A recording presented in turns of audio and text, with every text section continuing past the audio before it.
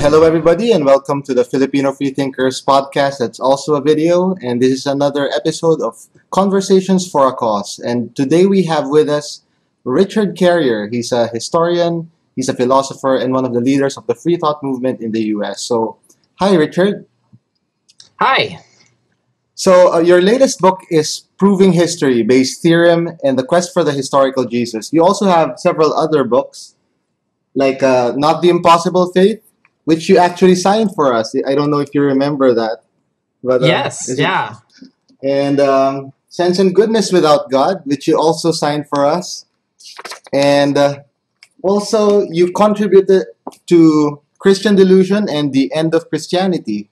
This one you also signed for us, but I don't have the other one. But anyway, it's very cool to talk to you. And let's talk a bit about your book. Today is actually the first day of the Simbang Gabi, or that's night masses, where people attend mass very early. And if they do this several times in a row, they can ask for a wish. And it's all, of course, based on the premise that Christianity is true and, of course, that Jesus is true. And what you do in Proving History is you argue for the fact that Jesus wasn't based on an actual historical person. So, but before that, can you tell us a bit about Bayes' theorem? I know that it's quite complicated, but can you tell us a bit about how Bayes' theorem plays into the quest for the historical Jesus? Yeah, well, Bayes' theorem really is what I find, and one of the things that I argue in that book is that Bayes' theorem is basically a mathematical model for all correct empirical reasoning. So if you understand the theorem, you'll understand how to argue empirically and avoid mistakes and things like that. There's common mistakes in reasoning that historians fall victim to. And I give many examples in the book of historians engaging in bad reasoning because they aren't thinking in terms of Bayesian reasoning. And the two fundamental things about Bayes' theorem is, the first is it forces you to admit that you're making assumptions about the prior probability of something, that you're coming in already with assumptions about that. So we need to question those assumptions and come up with a more rigorous way to make those assumptions valid, rather than try to pretend we're not making those assumptions. So that's the first part that Bayes' theorem teaches you about. The second part is the crucial turn in evidence. The thing that makes evidence evidence, and the thing that makes evidence argue for a particular conclusion or a particular theory or a particular hypothesis over against others, is the comparison of two probabilities. And it's not the probability of the theory itself, that's the prior probability, but rather it's the probability of the evidence. So you collect all the evidence, pro and con, you look at it all and you say, how likely is that body of evidence if my theory is true? So you have to kind of assume and allow that your theory, if your theory was true, is that the evidence you'd expect to have, or would you expect to have some other kind of evidence? And if you would expect something else, then what you have is less probable, and you have to admit that. But you also have to look at the probability of that evidence on alternative explanations. And that's one of the key things about that Bayes' theorem teaches you, is you have to think in terms of, you have to take seriously alternative explanations of the evidence. And so you can't just argue for your theory in isolation from other theories. So you look at these other explanations of the evidence and say, well, how likely is the evidence on those explanations? And if the evidence is just as likely, if it's the exact same evidence you would expect on either hypothesis, then that actually isn't evidence for your hypothesis. It doesn't help you distinguish between the two hypotheses. And so what you want to look for is evidence that's very unlikely on any other explanation than the one that you're proposing. And so Bayes' theorem gets you thinking in those terms, and you start looking at the evidence in those ways. You start to see things differently than you might have seen them before. And what I do is I take that and apply it to Jesus studies. And in Proving History, I don't argue that Jesus didn't exist, but I do argue that the arguments for his existence are fundamentally flawed, that they're logically flawed and they're often factually flawed. And I use Bayes' theorem to show this, and then I say, well, we got to stop using these bad methods that they've been using. And we need to look at all the methods and start thinking in terms of Bayesian reasoning, look at it from a Bayesian perspective. And that's what Proving History shows. It explains Bayes' theorem for like a layperson, for someone who's not a math expert. It's designed for humanities majors to try and get it. But my next book, which is coming out in a couple months, which is on the historicity of Jesus, will take the method that I developed in Proving History and apply it to this question and actually show that more probably than not, Jesus didn't exist, that he originally started out as just a celestial God, like any other deity or archangel and so forth, and then was later placed in history for particular propagandistic purposes. So, you have written a lot about this issue, about the historicity of Jesus, about the Christ myth theory. You've contributed to the empty tomb. You've contributed to other works that argue for the ahistoricity or the mythicist side of the argument. And this is in contrast to one of the most prolific authors on Jesus studies that a lot of our audience are familiar with, Bart Ehrman. And you are on the other side, and you have I've seen very heated debates and entire books dedicated to arguing on this issue. So how was it? I mean, how was it to argue with someone who's so prominent in the Jesus studies scene, and how do you feel about his reception to your controversial ideas? Yeah, kind of disappointing, actually. The way he handled it was very, very shoddy, very superficial, and I think ultimately in the end dishonest. And I was really surprised by that. I've had much better and more interesting interactions with proponents of the historicity of Jesus in the scholarly field, like Mark Goodacre. I was on a London radio show, and we had a kind of informal debate on this issue, and that was a much more informative debate. You know, Goodacre was much more like taking my theory seriously. He'd done more of the homework, and was more honest about his approach to things, and so that was a much more fruitful debate. And there've been a few other scholars, like when my book on the historicity of Jesus, which will be published by Sheffield Phoenix, which is the publishing house for the University of Sheffield. I submitted it to a number of major scholars, and they did as well for peer review, right? So I had conversations with all of these guys, and they were all over the map. And some of them were very much not convinced by the thesis, and others were sort of not sure, and so on. But I had fruitful debates and conversations with all of these people. So I know it's possible to have serious, fruitful debates with the other side in this. It's just I haven't had that with Bart Ehrman. His approach to this has not been scholarly in the proper way that these other scholars have taken it. He's taken it more personally and more like he's assuming that he's right, and just throwing arguments at the wall without actually checking to see if they're sound or whatever, and then not admitting when he gets caught saying something that's factually incorrect or it's illogical. He doesn't admit it, and so a good scholar would do that. And I've had that interaction with other scholars, so I've been quite disappointed. And I still have to say that I still recommend Bart Ehrman's books, like Jesus Interrupted and Forged, which I think are two of the best books for lay people to get up to speed on what the mainstream most common view of things is, which is not what the Christian fundamentalists want you to think. They'll be quite surprised. But even though I might disagree with things in those books, they at least accurately reflect what the current consensus is in the field, what the broadest view is of the field. So they're really valuable for ordinary people to get up to speed on these things, which they would be completely ignorant of otherwise, because certainly Christian fundamentalists aren't going to be telling people these things. And even as Bart Ehrman says in Jesus Interrupted, in his early part of it, he says, even seminaries, people who go through seminaries are taught this stuff, but then when they go out as preachers and teachers and stuff to the general public, they don't tell the general public these things, even though they were taught these things in their seminary schools. So it's very valuable, and it's great that Bart Ehrman is not only publishing these books, writing them well, but getting a lot of attention so that a lot of people have access to these books. So I still value that. But his interaction on this particular issue has not been good. I share the same experience. I have been a historicist or a mythicist since reading the books of Robert Price. And I have tried to explain to friends who are atheists the arguments. And it's just surprising to me that even I would assume that they would be more open to things like this. But why do you think that is? Why do you think there's some hesitation on even entertaining such arguments? Why is it such a controversial thing? Yeah. Yeah. Well, if you're talking about like talking with fellow atheists, for example, who aren't necessarily biblical scholars, I find there are different reasons there, and sometimes you can probe that and get behind what's going on. I mean, one of the most common ones is this is already kind of a fringe theory, and so their fear is that atheism people will start to think that atheism depends upon Jesus mythicism. For example, that we're arguing that Jesus didn't exist because that's the only way we can defend atheism, which is or that it will make atheists look kooky or ridiculous if we do this. So they would rather, it's safer to stick with the mainstream. And look, the mainstream already agrees that he's not a divine being, that he's just an ordinary guy. Can't we just stick with that? Because that's a more, quote unquote, respectable position.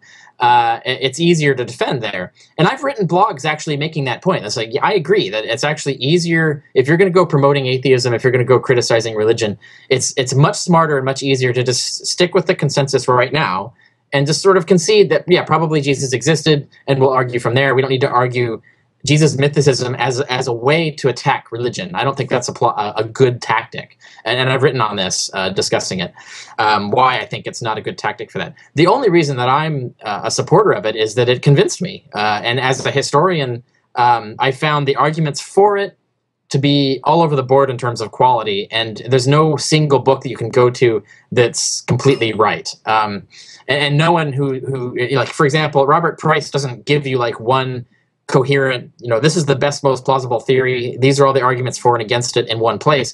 He argues for a variety of different explanations of the origins of Christianity, and that can get very confusing.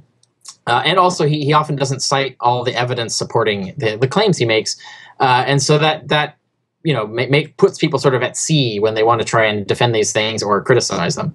So my intention in writing on the Historicity of Jesus, which is this next book coming out, was to create a book that would be the best arguments, most scholarly designed in one place, so that you can go and say, this is the best case that you can make for it. This is done in a way that scholars, in a method that scholars respect, the sort of style and approach that scholars expect.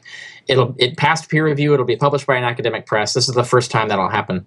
So I want to make that happen, and I want to start the debate on that level. And I don't think the debate in the scholarly community has ever happened at that level. It's usually just been dismissed out of hand, and there hasn't been really any good actual confrontation and debate on these particular issues. There's just been this recycling of assumptions that are easily criticized on the historicist side. So I want to see more engagement on a more higher level in academia, and then we'll see where things change.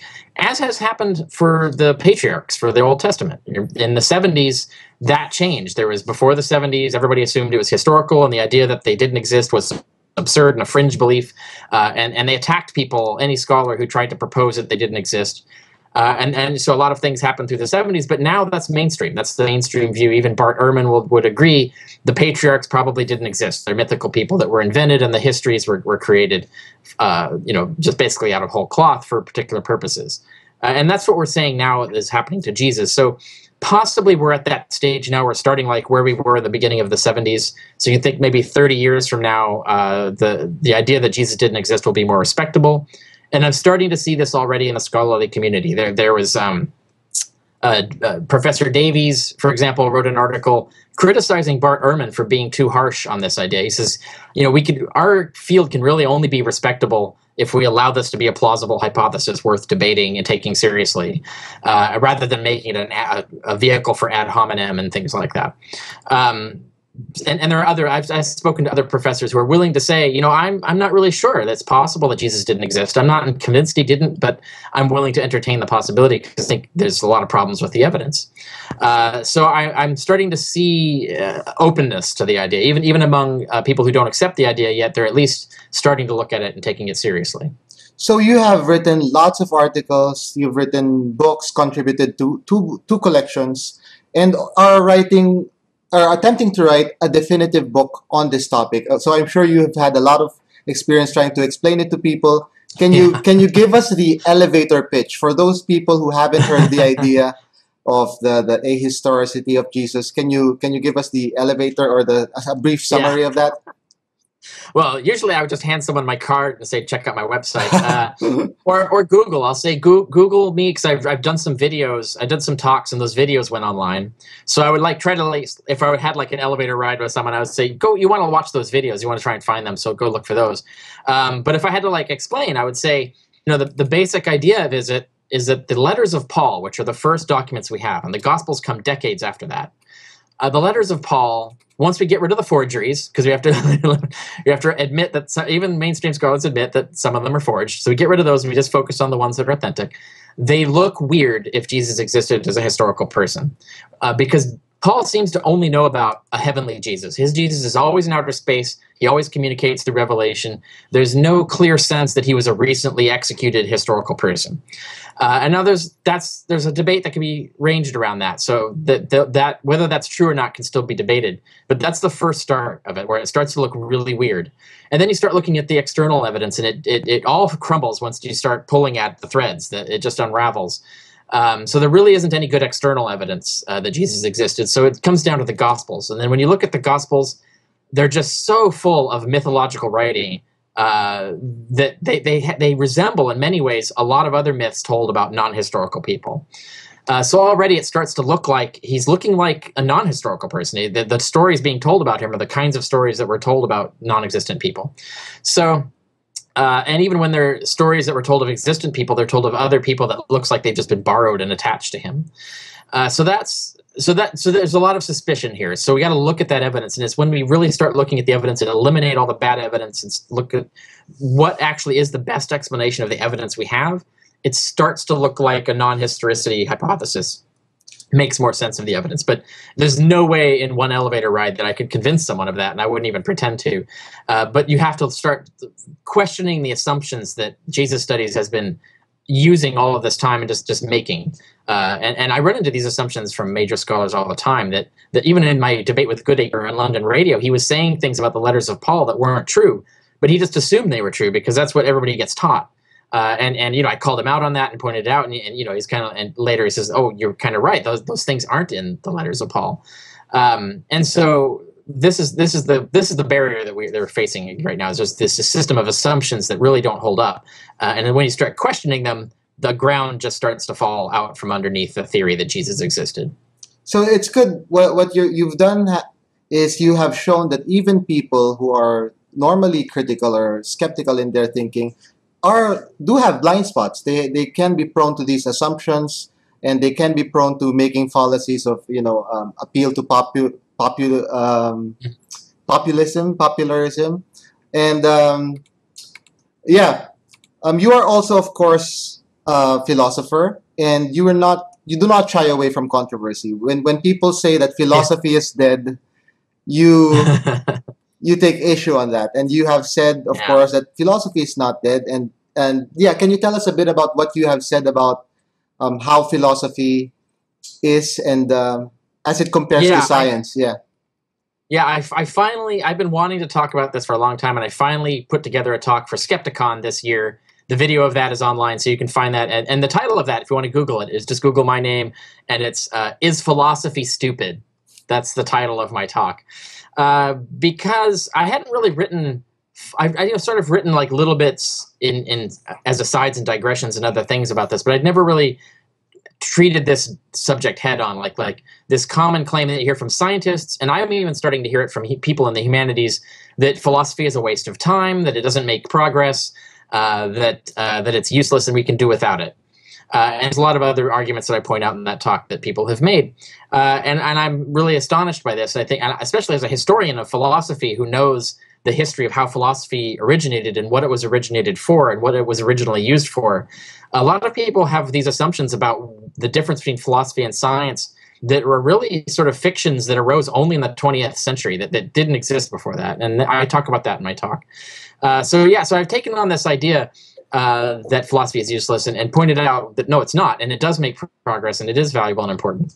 However, there are valid criticisms of the way philosophy is being practiced in academia today. And in that same talk, I point out, and I agree with a lot of those criticisms, as other philosophers have done. So there are valid criticisms, but we have to distinguish between academic philosophy as it's now practiced, like what are academic philosophers in ivory tower actually doing now, versus philosophy as a subject of study and what it could do and what it should do. We have to keep those distinct when we're criticizing the field, and that's one of the main points that I've been going on lately. So, of course, I'll post links. You can check out the links on the description and on screen for all of the videos that Richard has been telling us about.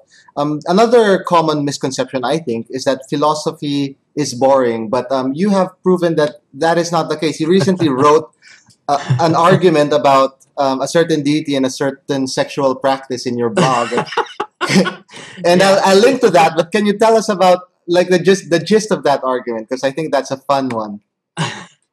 Yeah, well, the blog will tell you the whole backstory, the whole, quote unquote, boring backstory Yeah. of this idea, questioning omniscience, the concept that God can know everything, and in particular that he can know things that are important to know in order to understand the human condition and therefore make judgments about people, for example, or make recommendations for moral behavior, which you really can't do if you don't understand what it's like to be a human being. And this is true in a lot of ways. Like, for example, the whole gay rights issue. You really can't. You aren't authorized. You don't have the authority or the competence to say whether homosexuality is moral or immoral if you can't even see the world from the perspective of a homosexual person. Like, you actually have to understand correctly what it is like to be gay, and you can't do that if you're not gay. But you can get approximations of it, right? So as humans, we're fallible and imperfect, but we can kind of start to see things from other people's points of view, even though we don't see them exactly from their point of view.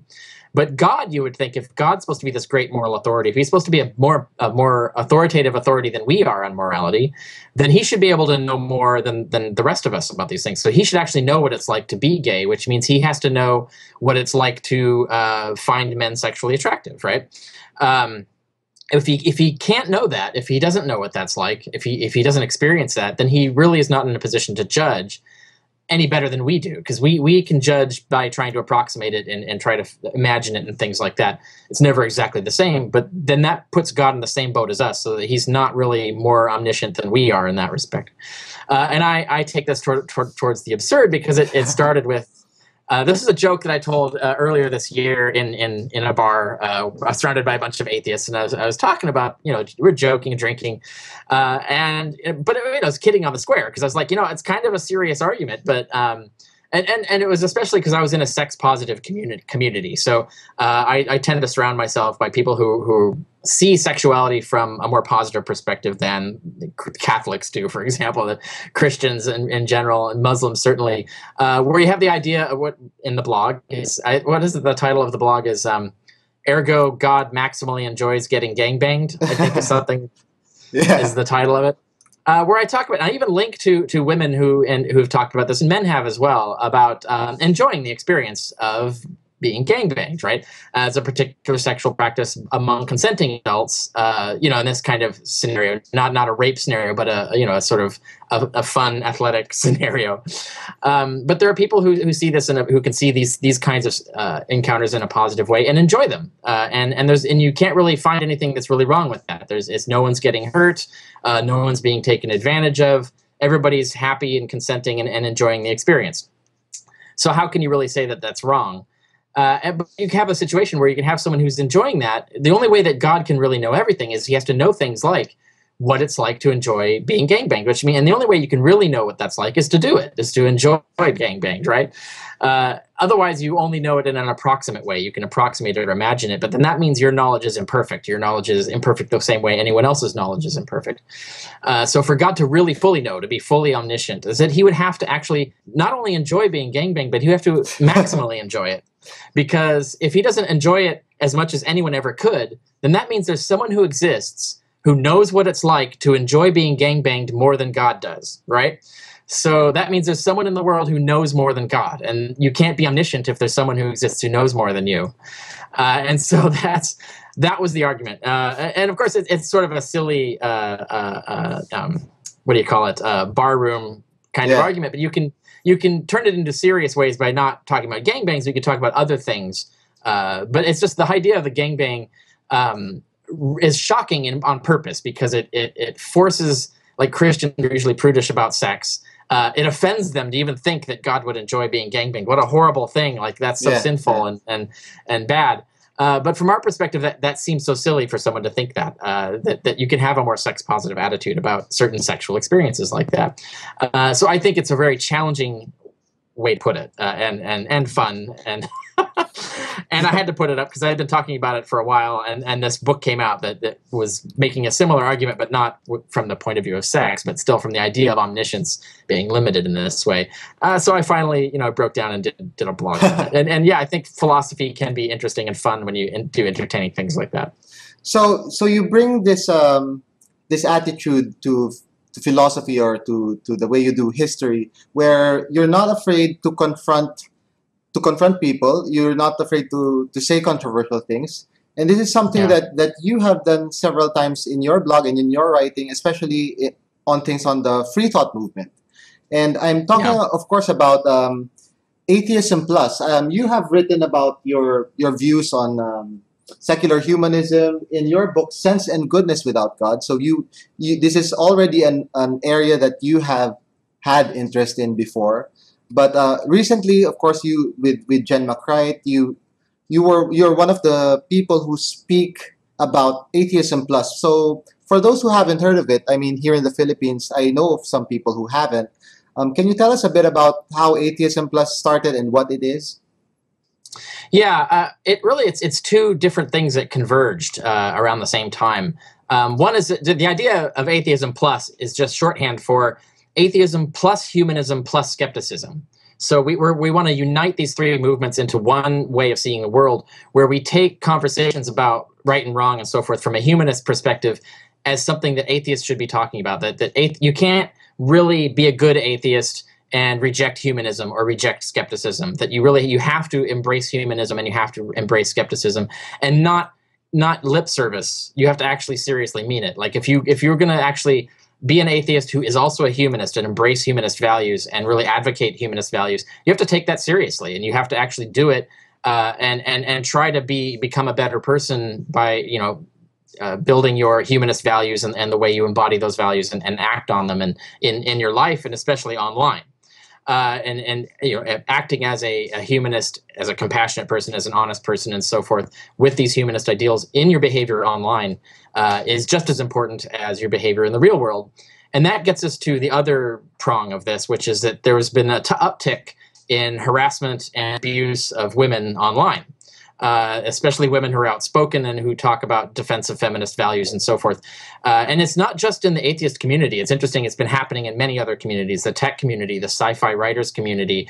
Philosophy is now coming out with evidence of this happening to them. So it's happening in all these communities. There's this huge pushback of misogyny and sexism against women. And I spoke out against that. And and Atheism Plus was, I saw as a way to maybe try and start using humanism as a way to start separating atheists who believe in humanist values, who actually wouldn't do these sorts of things and treat women this way, and atheists who are misogynists or sexist and who would do these horrible things or even defend these horrible things that are being said and done. And that was the most controversial aspect of it, was the idea that I would stand up for women and actually ask atheists to stop behaving that way and start advocating the idea that we should treat each other like humanists, like, with compassion and honesty and all of that. And when once I started bringing up that we should start treating women nice, that got a lot of pushback. And so I was called Hitler and Stalin and so forth for trying to push my moral values on atheism, even though it should not have been controversial to suggest that atheists should be humanists and also feminists, and also, believe in female equality, believe in women's equality, and actually care about how the women in our community are being treated. I think you have been very effective, and Atheism Plus has been very effective in raising awareness about these issues. There has been this thing called the Anita Sarkeesian irony, or Anita's law, where when you talk about misogyny or sexism, especially on the internet, you get a disproportionate response that shows that there is sexism and misogyny. So you have proven, I think, without a doubt, that it is a problem that does deserve being addressed. But how effective do you think has Atheism Plus been at changing people's minds about it, about bringing them to your side? Yeah, it's hard to say because it's only been a year and a half since we gave it a name, right? Yeah. The actual movement itself has been happening a lot longer. We just named it. That was the only thing that crystallized opposition to it. But before that, we were already advocating for these kinds of things, and pretty much everything that we've been pushing for has either happened or is in the process of happening. So, for example, harassment policies are now a thing. They're pretty much standard at conferences now. People are much more aware of the abuse that women are receiving online and more sympathetic to it and understanding of what's going on. Like some people like me who got introduced to it where I was shocked that it was even happening, and especially the scale and level and degree and type of it. So there are people that I've run into that I've tried to explain this to who are also like didn't believe it. So I'd have to like show them the evidence of it, and they're like shocked as well. But I think that level of shock now that's starting to die out, that there's general awareness now, right? So people now realize, oh yeah, okay, there is actually a problem. So that's a success. The idea, for example, part of Atheism Plus is caring more about minorities and the disabled and other groups like that as well. So paying attention to, for example, atheism movements outside of America. That's like fundamental. I think we should do that more often. Paying more attention to the poor and paying more attention to racially integrating the atheism movements, because we have a black atheist movement and a white atheist movement. And they aren't really, well, they are actually now starting to work together a lot more. And that's largely due to Atheism Plus and people who advocate with Atheism Plus, what we've been doing for years, even before we named it Atheism Plus. We've been trying to push for this more integration, and so that the sort of white old man atheism would pay more attention to the actual concerns of the black atheist movement, which is different because the black experience in America, for example, is very different than your average white person's experience.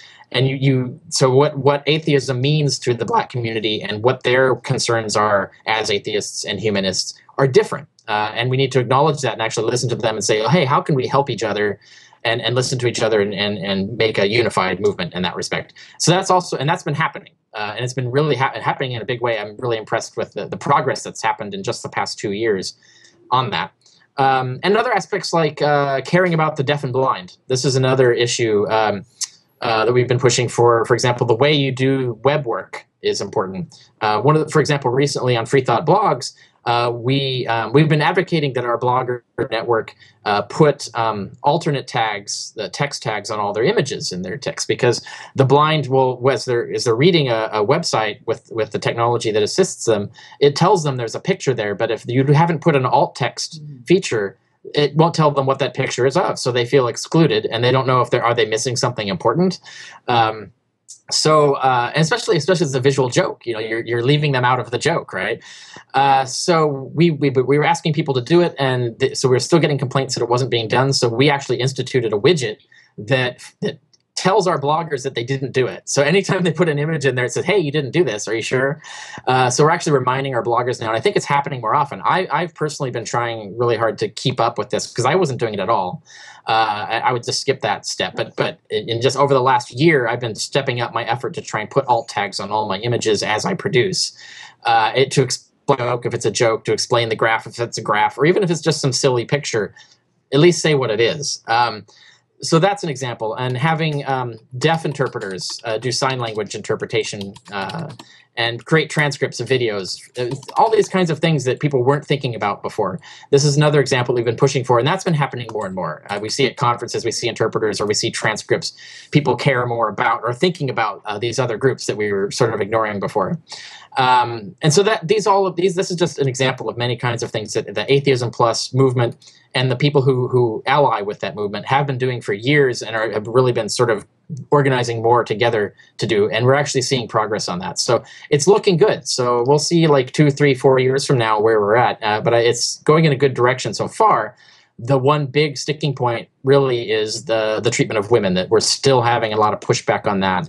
And trying to implement on that has been harrowing for a lot of the women in the movement. It's actually driven a lot of women out, that they've given up blogging or they're not interacting with the movement at all. And that's bad. I don't want to see that happening anymore. And so that's the one point where we're trying to still make progress, but the only way to make progress is to push through, right? So we can't make progress by shutting up about it. If we shut up about it, that just makes it stay the way it is.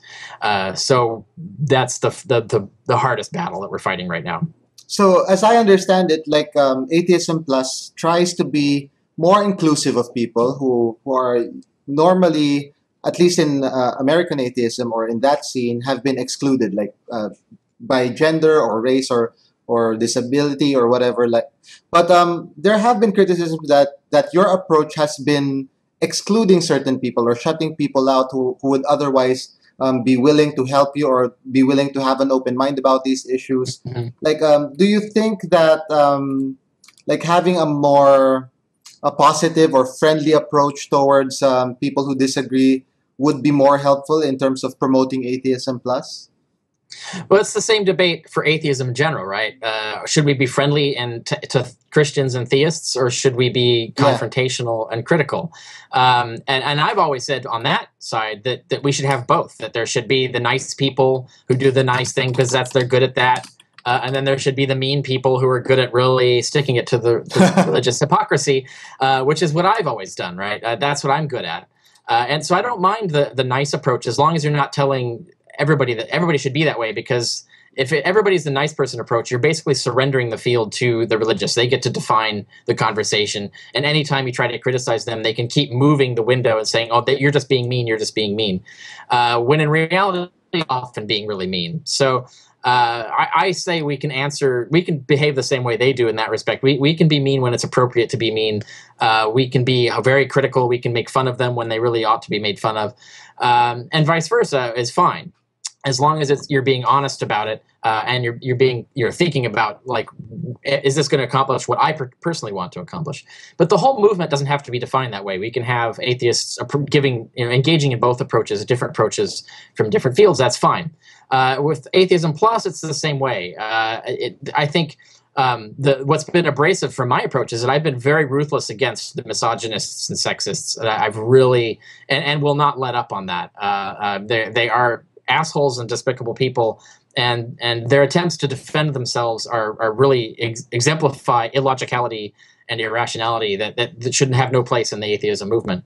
So Ina wrote a good article about the idea of inclusivity, that you can't be inclusive of the Ku Klux Klan or white supremacists or anything like that. You can't be inclusive of people who are hostile to humanist values, who are actually attacking members of your own movement for reasons that have no validity, attacking them because they're women, or telling lies about things in order to promote their particular point of view.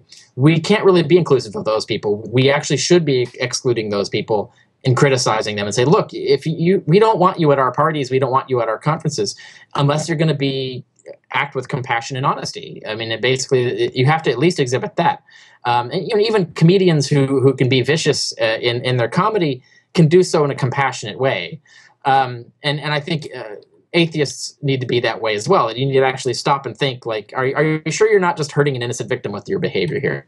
And I think the thing it turns on, are we talking about innocent victim or not? And I think a lot of the misogynists and sexists and people who are defending white male privilege see themselves as innocent victims. They don't want to admit or acknowledge that their behavior is actually toxic and harmful. And the reason we want to marginalize them is because they're damaging the movement. And we really can't have a cohesive movement that's going to move forward for the better of humanity unless they realize that and come around. And that's hard for people to take, but we have to keep making that point until they come around, or we've marginalized them, made them not the drivers of the movement. So I remember a time when, like, the free thought movement in the U.S. You guys you're all on one boat. You're helping each other out, but now I have noticed that there have been camps, like yeah. The commenters of one group of writers would troll the other side. Do you think the internet has certainly helped in terms of spreading these ideas on a wider scale than what was thought possible? But do you think it has helped build that wedge? Because if people are in the same room, they certainly wouldn't be talking in the way that they do talk to each other on the internet. Like people who are the sexists and the misogynists, they wouldn't express such ideas if they were in front of the people that they could possibly offend. So most of them, you're right, yeah. So do you think, Um, do you think that we should account for that? That we should try to hold up the ideal that we only behave towards someone in the same way that we would behave to them if they were right in front of us? Or do you think that we should use this extra leeway that the internet gives us in really expressing ideas in a unique voice? So that there's this dichotomy between how you do things offline and how you do things on the internet. well, there is for sure, but the main issue is that have we lost audio? Are you still hearing me? I still hear you. Yeah. Okay, yeah, it just seemed weird to me. All right, yeah, I think, but we have to take seriously that the internet is still a real space. I think a lot of people assume that you can do anything, that it's lawless. No one's feelings can be hurt, no harm can be done. That's false. It's a real community, and you can actually do real harm. I mean, the fact that you can drive a woman out of the movement by your behavior in a virtual space, just as you could do in a physical space, as was happening before. This is another thing that happened over the past 5-10 years, is that women were being driven spaces in like meetups, like physical meetups and meet space, by the behavior of men, basically mistreating them or and so forth, treating them in a sort of condescending or sexist way. And we've made a lot of progress on that. So we've got men to behave more often in person. There's still issues to deal with, but it's improved notably in just the past 5 to 10 years. But that also needs to happen online. You have to have the same kind of comportment online. And I think that's still important, and we still need to take seriously the idea of being honest online is just as important as being honest offline. Being compassionate, as in actually considering the feelings of the people that you're talking about or to, is just as important. And so, the idea of death threats or rape threats, it doesn't matter whether it's online or in the real world. It's immoral for the same reason. So we do need to have that kind of conversation. There should be and is a little bit more freedom and a different idiom and a different way of conversing online, but it still needs to be governed by humanist values. It still needs to be governed by the values of honesty and rationality and compassion as well. So I do think that's an issue. Another aspect of that is you're asking if the internet has made more divisions. You're talking about making more wedges. Yeah. I don't think so, but although I don't know how to measure that. But I've been in the movement since the early 90s. And I remember back then, before the internet was much of a thing, I mean, really, internet atheism really started around 95 when the secular web launched. Yeah. And even that, it was barely a presence online. It wasn't a whole big thing, other than private communities. You could go to like little bulletin boards where you could talk to fellow atheists. But it wasn't really what it is now. Meet space stuff. And you had big rivalries. You had the American Atheists against Freedom from Religion Foundation, against Center for Inquiry at the time. It was PsyCop. And you had these different actual physical communities that were warring with each other for members and for money. They were warring with each other over ideology, like the approach, the way, how you approach atheism, how you promote atheism. And a lot of those, there's been more coming together sort of into a middle position where everybody agrees what to do, with some disagreements now. But back then it was much more divided, and you could have partisanship, people who were like an American Atheist partisan versus a Freedom from Religion Foundation partisan. So that existed back then. It's not just the internet that creates it. I think what's happening now is that the movement is so much larger. And this is a point mathematically to a number of different people that I pointed this out, is like, let's assume that the standard rate of psychopaths, let's just talk about sociopaths, right? The standard rate in any population is about 1%, so 1 out of 100 people. So if you have a community group and you have like 50 people who meet on a regular basis, you're probably not going to have the odd sociopath there, or they'll be alone, right? If you do, or they might not even come because of that reason. But then let's say you have an online community and you expand that to 5,000 people, right? Well, now you've got 50 sociopaths in your community. 50, that's a lot. Even though the frequency of them has not changed. So there are not more psychopaths in our movement. There's just more people in our movement. But once you have like 50 sociopaths, they can actually gang together and start creating a mutual admiration society and start creating their own little sub community that they can use to attack the and things like that, so that they have support. They don't feel like they're isolated or that they have to shut up because people are going to call them out. And so I think that's what's really happening now, is that we're actually so successful that, just like other movements like Christianity and so forth, that we occasionally have bad leaders, we occasionally have bad members that create a problem. It's just those members are so more numerous now because the whole membership is more numerous now. And I think that's what we're seeing. And I think the internet is responsible for that, because the internet is growing the movement worldwide, not just in America, which is a positive thing. It's just you get this negative effect that comes along with it, because there's no way to reduce the rate of bad people in any general population. So when you grow the population, you're also growing the number of bad people in it. So you just have to figure out a way to deal with that fact of the movement. I certainly agree with that. Like it's true in our experience, where when we have small meetups with around 50 people, you'd get one, occasionally a psychopath or someone like that. But then on our Facebook group that has 10,000 people, you get a lot of them. And on our fan page with like 20,000 or so members, wow, the kinds of comments that you get there. So that's certainly true. And that's one of the best explanations of it that I've heard about ever.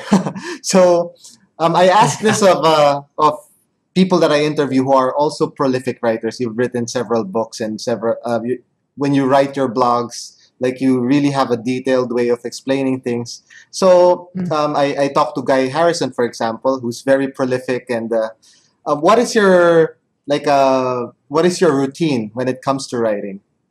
Yeah, well, I'm a homemaker, so that gives me a lot of free time, because I do all the cooking and cleaning. I do all the domestic work for my wife, who is a principal earner in our family. And I bring in, maybe a quarter of our income every year, or, something like that. So that gives me, basically I can work 20 hours a week doing the stuff that I do, which a lot of other people can't do because they have other jobs. Maybe they have jobs that have crazy hours, right? So that limits people. If you have to like work a full-time job, or even a more than full-time job, and write at the same time, that's a really hard thing to do. So I have the advantage that I don't have to. And the other thing is I just love writing, and so I've developed the skill that I can write quickly and edit quickly, and I like to be thorough and so forth. My writing style, I recognize, is different from other people's. For example, some people like short blogs. I like to write long ones. Yeah. And so that I really, that's my readership, in a sense, is that I don't write the short blog. I do write occasionally short blogs, but that's not the main thing that I do. I like to write the long, thorough blog. But I appreciate people who probably only want to read the short, quick, abbreviated blogs, and that's fine too. That's just not my niche. That's not what I do. But I think a lot of that also comes from what I was trained in during my PhD training. My advisor at the time was William Harris, who's a professor of Roman history. When he wrote a book, he aimed to make a book in whatever topic it was, whether he's writing about ancient anger, ancient imperialism, ancient literacy, dreams. I mean, whatever he was writing a book on, he wanted to make it the definitive book, and he succeeded at that. And I really looked at that as a sort of standard to aspire to. Is like, wow, this is okay. He's right. These books, like the footnotes alone, are massively thorough. The thoroughness of his address of evidence and scholarship and so on. So a lot of my work is oriented around towards trying to emulate what I learned from him in doing that. And so I do try to make some of my books to be like the definitive book on it. And if ever they become the non-definitive book, either of two things will happen. Either I'll be really happy that someone wrote a better book, and I'll buy that book, and that'll be like I'll be telling everybody about that book, or I'll write the next definitive book on it, which is, that's kind of just the drive that I have, and the interest that I have, and the kind of legacy that I since I'm not going to live forever. So I see my role as a scholar, as doing this kind of research and producing these kinds of definitive books so that other people can use the material. And I've had people come to me and say, I'm so glad you're doing this work so that I can use it and I don't have to do all that research myself. And I see that as my role. And I say the same thing when I meet someone who's an activist who maybe does tons of volunteer time or administration for the Secular Student Alliance or something like that. I say the same thing to them. I'm so glad that they're doing that. And I see, like this division of labor in our movement that I really have a lot of respect for. So I love telling people like there's lots of different ways that you can contribute. You can do what I do. You can volunteer. You can, if you have money, you can donate. I mean, there's lots of different ways that you can help the movement. And I see this as just my way. It's just the one thing that I do. And I see myself as doing this for the community, is producing this work that will live on after me, that will be useful even after my death. And everything I do, I see is doing that, creating something that will be of value to everyone, to humanity, but to the atheist movement especially, going forward, and will remain useful even after I'm gone and can't be useful anymore. And I certainly look forward to your next book on the historicity of Jesus. I'm sure it will be the definitive one, and if not, you set the bar pretty high for the next guy. And yeah, that's my objective. Yeah, would you like to leave any final words with your for your fans, or any calls to action? Just what I always tell people is check out my website, www.richardcarrier.info, and explore, look for things that are interesting to you, or through my blog as well. I have on my blog, there's a subject category along the left margin. So whatever particular topics interest you, it's interesting. Great, and thank you so much for your time, Richard. And sure. And I look forward to talking to you next time, and to being on the Free Thought Blogs Network conference. Conference. That's right. Yeah. Yeah. FTB Conscience. That'll be the end of January, early February. Yeah, check it out. And whoever's watching this, check that out as well. So we'll have lots of other cool panels and talks. So, and yours as well, we're looking forward to. So great. Awesome. Thank you so much. Okay.